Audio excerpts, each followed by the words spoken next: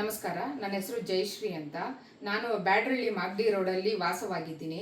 ನಾನು ಲಾಯರ್ ಆಗಿ ವೃತ್ತಿ ಮಾಡ್ತಾ ಇದ್ದೀನಿ. ನಾನು ಮಾರ್ಚ್ ತಿಂಗಳು 4ನೇ ತಾರೀಕು ಸುಮಾರು 7:30ರಲ್ಲಿ ಥೈರಾಯ್ಡ್ ಟೆಸ್ಟ್ ಮಾಡೋದಕ್ಕೆ ಪ್ರಕಾಶ್ ಡಯಾಗ್ನೋಸ್ಟಿಕ್ ಲ್ಯಾಬ್ಗೆ ಹೋಗ್ತೀನಿ. ಸುಮಾರು 7:30ರಲ್ಲಿ ಅವ್ರು ರಕ್ತ ಪರೀಕ್ಷೆ ಮಾಡ್ತಾರೆ. ರಕ್ತ ಚುಚ್ಚಬೇಕಾದ್ರೆ ನನಗೆ ನೋವಾಗುತ್ತೆ, ರಕ್ತ ಬರದೇ ಇಲ್ಲ. ಇನ್ನೊಂದು ಕೈ ಚುಚ್ಚಿ ನನಗೆ ನೋವಾಗಿದೆ ಅಂತ ಹೇಳ್ತೀನಿ.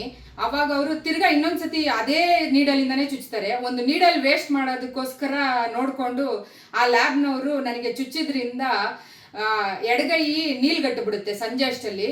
ನಾನು ಅವ್ರ ಲ್ಯಾಬ್ನವ್ರಿಗೆ ಫೋಟೋ ಹಿಡಿದು ಕಳಿಸ್ತೀನಿ, ಈ ಥರ ಆಗಿದೆ ಅಂತ. ಅವರು ಐಸ್ ಪ್ಯಾಕ್ ಇಡಿ ಅಂತಾರೆ.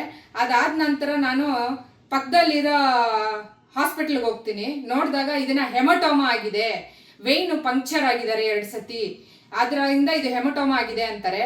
ಅದಾದ ನಂತರ ನಾನು ಟ್ರೀಟ್ಮೆಂಟ್ ತಗೋತೀನಿ. ಊತ ಬಂದ್ಬಿಡುತ್ತೆ, ತುಂಬಾ ಊತ ಬಂದಿದೆ. ಒಂದು 20 ಡೇಸ್ ಆದ್ಮೇಲೆ, ಒಂದು 20 ದಿವಸ ಆದ್ಮೇಲೆ ತಿರ್ಗಾ ಊತ ಬರುತ್ತೆ, ಕೈ ಭಾರ ಆಗುತ್ತೆ.